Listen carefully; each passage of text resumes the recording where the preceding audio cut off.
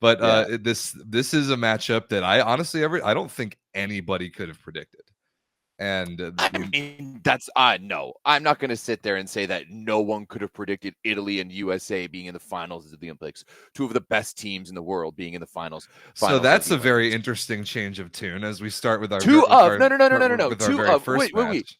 We've never ever said, I have never ever said that the United States wasn't one of the best teams in the world, right? They have always been amongst that conversation. Now, did I think, and this is always what you do, this is always classic Rob St. Clair, a little bit of doubt in their abilities. And then once they win, you're like, oh, well, look at what you said. You make like a friggin' anthill into a mountain. But yeah, like the US in this one showed up. And once again, Rob, I think we talked about it a little bit in the preview that it felt like this American team was pulling all the strings of the bag in together at once. And rather than just being one drawstring, there was multiple. And they were finding the ways to get everything together. And now over the past two matches, just the past two matches, they have looked phenomenal, right? They have looked like that well-oiled machine. I think we're kind of at the point now, especially that I think we deserve one person at the very least, an apology. Yes, we do, and Mr. I'm very ready to do that. Yeah, he has proved us wrong, and That is none other than the greatest player of all time, and Karch Kurai, who and is now arguably one of the, you know what, hey, let's see how this tournament, let's see how the rest of this tournament goes. But and ultimately, Rob, I'm going to say it out here right up front, I personally deserve a big, or maybe not an apology, but to say to Catherine Plummer directly that I was wrong. Because over the course, for me personally, over the course of the past few years, she's continuously fallen short for me. And I've been a little critical of that because I had such high hopes for her coming out of Stanford.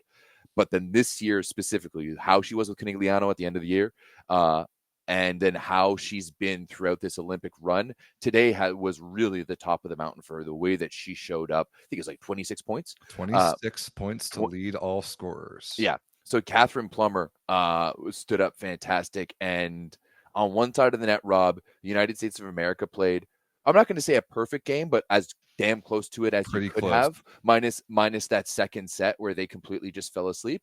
And the Brazil just, I feel like,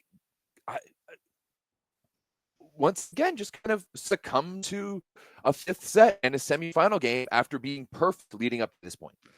Yeah, Everett, I think we have been fooled, and we owe a lot of people a lot of apologies. First of all, on Brazil's side, this was right here in front of us, and we didn't see it. They were perfect in the VNL, the first team ever to go 12-0 in the VNL preliminary round, and they failed to medal. They beat an inferior opponent in the quarterfinal, and then they failed to medal. I'm not saying they're not going to win bronze, but I guess I'll say perfect in the preliminary round, beat an inferior opponent, and then lost in a semifinal to a team that they were more talented than, which is exactly what happened here. So that happened again, and we didn't see it coming. The other thing that happened again that I did not see coming, and I am American, I still didn't see this coming, is this team putting it together for this magical run that they are currently on after the Olympic cycle that they have had so far. Now, I will push back on you hard by saying that anybody thought that there was a chance going into the Olympic Games that this American team was going to play Italy for gold. Nobody, probably outside of that locker room, thought that with the way that this team was playing, ourselves included. I did not think that this was possible for the American team. You did not think this was possible for this American team. We were wrong about that. And I am so happy to be proven wrong by what this team has done, because this Olympic cycle, they have not been good. They have focused so much, as I said when we previewed it before the Olympic Games, they have focused so much on the process at the expense of the result ever since winning gold literally 3 years ago today. The focus has been on getting back to this point. And nothing very positive happened in between, but I'll be damned, they're back at this point again. Yes. Yeah. Once again, I do think that there's people out there who would have said this. Yes, right? Once again, Rob St. Clair and his black and white absolutist that if he doesn't think it, it can't be. There's 100% people. You're telling me that there's no Italian Americans out there who are being like, I think it's going to be an Italian American final. Now, and I'm sure there's some smart people out there who would have thought it, but it definitely wasn't us, right? It wasn't us, and it wasn't within our circle of volleyball people that is admittedly rather large due to the Discord and the amount of people that we talk about volleyball with on a regular basis is more than the average person. And I don't think anyone in our circles would have said it. Chat, if you're Nope. saying otherwise, you're lying. You're lying. Okay. That's But just how impressive this is to me. And there's a lot I want to get into here. Yeah, there is. Okay. What's the first thing? What's the first layer that you want to get into from this match? The first and most important thing is the one thing that I said in our previews and in kind of the analysis of this team that is their one ultimate strength. And that is their strength together mentally. This is a better mentally prepared team. This is a more cohesive one single unit team than any other team in the world. And that can I pause you? I fully agree with you on that right now. But up until the last match, Rob, we wouldn't have said that. Right. I agree. But right? that we would not have because the results were so scattered, and kind of like the analogy that you made, it's like a big complex mechanical clock or a watch. I've got one on right now that like is a good example. If you put one little grain of sand amidst all the gears, it doesn't function. And so we hadn't seen those gears work together until literally one match ago when we demolished Poland in an Olympic elimination game. But what I did say was that if this team was going to make another run to this point, and I said this pre-tournament, it was going to be done with superior mental preparedness and psychological readiness to perform at the Olympic Games again. And we were going to have to draw on that experience from Tokyo and everything that this program has worked to create to build a team, a true team. And that is what we saw today. And without that incredible togetherness that this program has built, this achievement does not happen again, because there are much more talented teams out there in the Olympic Games with better athletes, better individual volleyball players, maybe even better like sums of individual parts. But even compared to Italy, who are about to play in the final, I'm really not sure there's a better team. There really isn't a better, more well-constructed team emotionally. And I have two examples from today's match that show this. The first is at the very end of the fourth set. The point that gave Brazil set point to win 25-23 was a reaching over the net call against Chiako Bogu when Roberto Ratsky, a back row setter, was reaching pretty far to get a ball that may or may not have been in the plane of the net. I'm not going to say the call was wrong. I'm going to say the call was 50-50 and questionable. But when after that call was made and Brazil was awarded the call, Karch panicked and did the only thing that he could do, which was challenge for a net touch, because that invasion or reaching over the net call is not challengeable. And as he was receiving the information that the call was not challengeable, he told his girls in the huddle, even though he knew that they had lost the set, he said, this is not challengeable. Even if we don't win, even though we're not going to win this set, we are going to win this match in 5. I don't think very many other coaches or teams could handle that situation the way that they did. And the second thing, is at the very end of the first set. The point that won us the first set was an awesome transition play. It was a tremendous sprawling dig by Avery Skinner in position 6 to get the ball up, and then a very good bump set to Catherine Plummer, who killed it off the block and out of bounds for the win. Pretty quickly, that got posted on Instagram because the NBC Olympics, whatever in America that actually has rights, was promoting the game hard so that they could show all their commercials and take people away from watching the action. So they posted the set point clip on Instagram, and I commented right away, amazing dig by Avery Skinner, because I thought that made the play. Good for you. Even though that it was Catherine Plummer that scored, whatever. Not 10 minutes after the match was over, I got a notification on Instagram that Catherine Plummer herself liked that comment that I made. she wanted to give the credit for winning the set to her teammate, and that's I think a really cool thing that's Okay, unique to this team. okay, we're just reaching here. Rob's finding ways to bring himself into the story. Classic. I fully agree with you that this team played phenomenal, and they supported each other on the way. The way they bounced back from that second set was what surprised. I literally had to go back and watch that, Rob, because as you mentioned, my Canadian women also won a very great semifinal today. But we're here to talk indoor, so I missed it. And when I opened up my laptop to watch the third set, I had assumed it was Brazil, given the way that they had dominated the previous set. And I literally had to, after this, go back and watch it. And you're right. Like, it was just that cohesive attitude that this team had. You know what? It's that stupid fucking American attitude of just keep going, just keep going. And you guys only display it when you're losing wars to smaller countries and dominating at the Olympics. And that's one thing that you guys do really, really well. You show up to the Olympics and do well. And we did talk about this kind of in our preseason or our pre-tournament thing, that the United States has the ability to show up and, like you said, be mentally tough. But you're right. This team stayed mentally tough all throughout the entire time, and they really stayed cohesive. Right when things got down, like in the fourth set, or like in the second set when Brazil was dominating, or like in the fourth set when they were making that run, you could tell just they would just support each other in like the simple ways in between the plays. And they never let one person like wallow in their own like little failures too much. It was really just like a steadfast reproduction of like what this team I think stands for, Yep. in a lot of ways. And it was it was really impressive. I'm honestly happy to say that I was wrong. Me too. Right. I'm happy to say that I was wrong. As much as I loved watching this Brazilian team, and I think that they're fire. I love watching. I love watching the U.S. win as well, except when it's against Canada. But luckily, our girls aren't there, so I get to cheer for you, right? And Yeah, this like these things that you're saying, like their body language when things are both going well and they're going poorly, and the way that they pick each other up and they don't allow themselves or one another to get very far down or up, no matter what's going on. That is trained and practiced with a lot of intention. That is not an accident. That is trained and practiced with a lot of intention and has been since Tokyo. That team really thinks of themselves as like a team of like 16 or 17 athletes, because like there's 12 on the roster, but I mean, when we first named this Olympic roster, we named 5 alternates.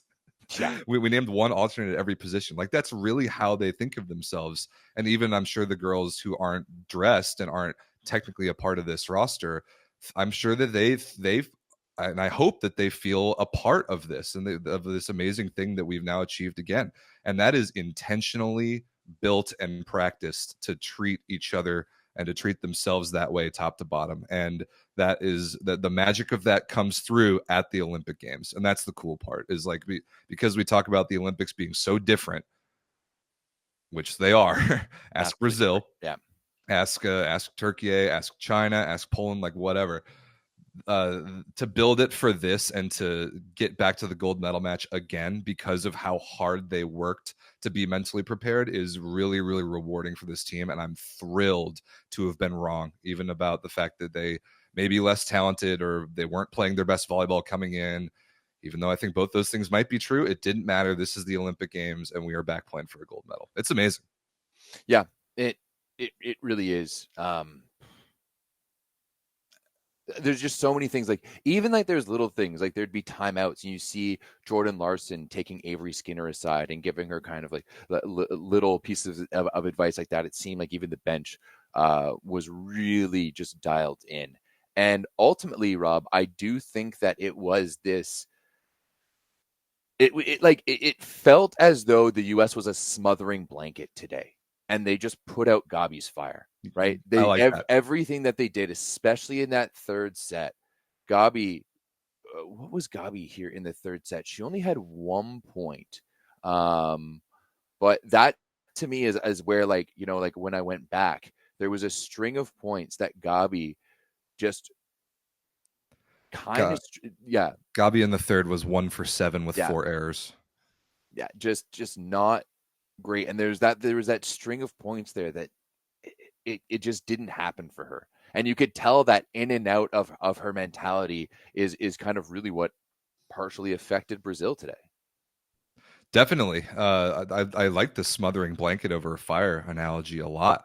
And it was surprising, like shocking, really, to see Gabi struggle early the way that she did. Well, In set one, she was 1 for 11 with one error, 0% efficiency.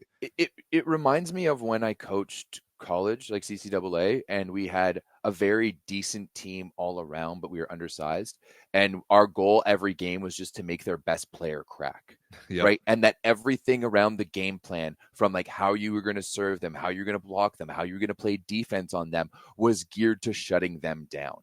And that's to me how it kind of felt in the first set. Because they were letting other Brazilian players score. And like Ana Cristina was kind of left open a little bit in this one. Yeah, And she was. it was clear to me that like their game plan was, we're going to make the 20-year-old beat us. Right? We're going to make the rookie who's never done this before beat us. Instead, the one person who people have been making Instagrams and like TikToks about throughout this being like, is this player the best player in the world? Is Gabi Guimarães the best player in the world?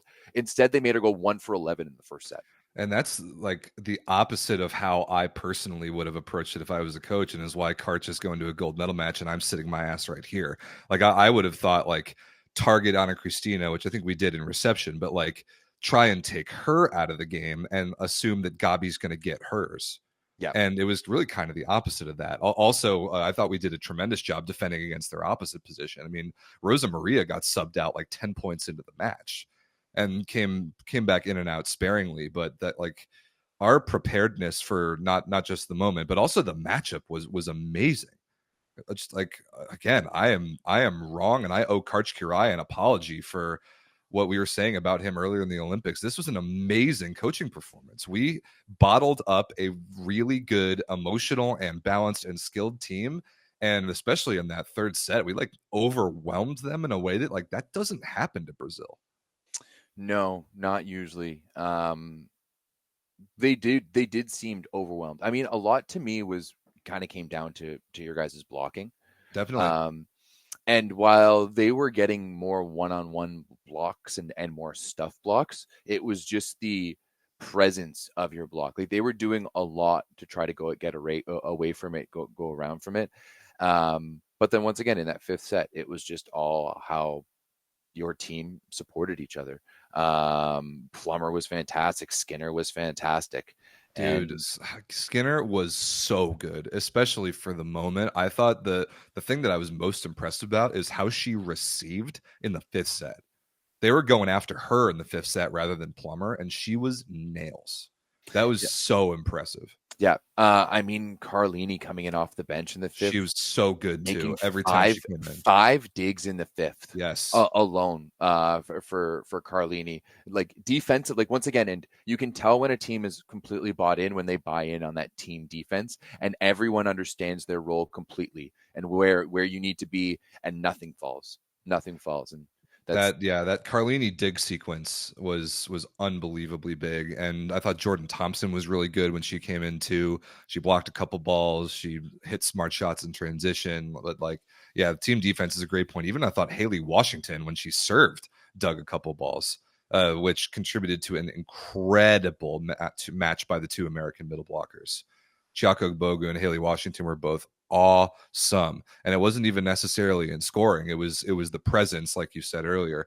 Brazil really got nothing going in terms of middle attack the whole match, at least not that I felt an impact of. no, not even. And that to me was a massive thing all throughout. And it felt to me as though whenever Thaisa was getting an opportunity, she was really trying to like overcompensate and get really jacked up. Like she was 8 for 12, which is not terrible, right? Over the course of 5 sets. I mean, she's like getting what, like under 12. Yeah. She's like Yeah, I just mean over they had over two 15 sets a match, they had or two 15 sets a set. attempts to the middle combined. I mean, Carl had three Yeah. attacking attempts in 5 sets. Not, That's 3 sets to the middle per set. yeah. That's nothing. I wish I could see proper passing numbers Yeah, me too. from these teams. because it just says how many receptions and nothing about Yeah, the quality of them. But whatever. yeah, I also thought Annie Drews like very clearly outplayed Rosa Maria, 17 for 30 with only 4 errors. That's like probably 410, 420 ish efficiency and an ace serve, and was big and like taking confident swings in transition. And she played better defense than I've seen from her in a very long time. Annie's like, I mean, I think I can say this because I've played with her for 10 years ish. She's not a very good defender, not historically. And she made a lot of plays today. She made a lot of plays in off blocker defense that we were critical of earlier in the tournament that the United States was not making. And I totally agree with you. A really good indicator of if your team is truly together is when they strap it in and defend, when yeah. they put all that effort out there in backcourt defense as a team. Defense is a mentality, and mentality 100%. is easiest when you're doing when you're rolling and in that flow. And you know what, they were. So truly, big ups to the American women. I didn't think it was possible. I mean, damn, I didn't even think they're going to make it to the semis. And Yeah, I was texting some people today, like this. People are saying like early, as like, you know, classic fans and many dumb American fans that I know and I'm friends with, and you all are dumb and should not do this, are texting me 10 points into the match and is like, why is Plummer hammering the ball in the middle of the block? Why doesn't our offense look good? Why isn't Jordan Poulter good? Like, what are we doing here? I said, first of all, it's 10 points into the match. Relax, which goes for every single one of you who's ever watched a volleyball match ever. Chill. And also, like, I thought that, like, even getting to the semifinals, like, I was stoked. I honestly kind of thought this team hit its ceiling. And I am so happy to be wrong about that. Yeah, for sure. It was awesome. Sucks to be Brazilian. Sucks to be this Brazilian team. I think know they really thought this was it, dude. They really thought that Brazil really thought that this was their moment, and I can't like put my finger on why they didn't show up today. I think some of it is credit to the USA, but then some of it is between the ears for Brazil as well, because again, like we saw it right in front of us earlier this season. yeah, this is the second collapse that we saw from them this season. And that to me is where you have to think it is way more, you have to see that it is way more mental, Has to be. because they lost in 5 to Japan. And then they lose to 5 in Poland Yes, they Poland in the did for bronze medal game. bronze. So, you know, this Brazilian team has now lost 3 matches all summer long, all in 5, and all in like medal clinching situations. Which is wild to me, given that you have a player in Gabi who's gone out there and been the MVP in a Champions League run, who's played for a championship level team, and you have that type of pedigree up and down the roster. So, yeah, I thought that it would be a given that that Brazil would show up with their best, and I don't think they did. They played poorly by any means, but it wasn't their best. No, And definitely not. I think that they would agree on that. And it doesn't matter how you've been playing beforehand, right? It's Olympic volleyball and the Olympics in general is what have you done for me lately? That's right. And if it doesn't matter if you've been amazing all tournament long, if you show up at 75%, even 80% in an Olympic semifinal, that's not going to pass muster. That's right. So Gabi's stats, I mean, set 1 attacking, Gabi was 1 for 11 with 1 error. Not Yeah. good. Set 2, 3 for 11 with 2 errors. Brazil actually managed to win that set. Yeah. Set 3, 1 for 7 with 4 errors. Then she woke up in a big way in set 4, 7 for 11 with only 1 error, kind of put the team on her back. Set 5 is where the backcourt defense for the U.S. came in, 3 for 7 with no errors, but those 4 continues, those balls that we dug and turned on Brazil in a lot of cases like that. So what's that total? 15 for 47 with 8 errors. That's not a Gabi stat line. No, it's not. No, that's not a Gabi stat line. So that's too bad, because it is unfortunately a Gabi stat line for the Olympic semifinals. And yeah, what have you done for me lately? Hey, whatever. Like, big players play in big time matches, and you need your big players to play well for you in your big time matches. And today, they didn't. And today, the United States' players maximized every single ounce of potential they could muster, and they got the job done. That's right. And the last thing I think to say about this is of the 4 teams that we have in the gold medal matches on either side, men's and women's, Everett, only 1 got there without losing a match. I think and that's the Italian women. The U.S. lost to China in pool play. France lost to Slovenia. Poland lost to Italy. I think that there is really something to being battle tested, and you and I have both said it at different points in the Olympics. And I thought that this Brazilian team would be impervious to that weakness, even though they had gone 12-0 in sets coming in, but turned out a little differently. Yep. No, Brazil. Once again, it wasn't as bad as Italy yesterday. However, or the Italian men, sorry, but it wasn't Brazil's best performance. Yeah, it also isn't the same as the U.S. men who lost in 5 after playing, I think, an almost perfect match and lost to a better team. Brazil did not play an almost perfect match today. No, they left things to be desired. Yes, absolutely, for sure. And that's too bad. Well, Rob,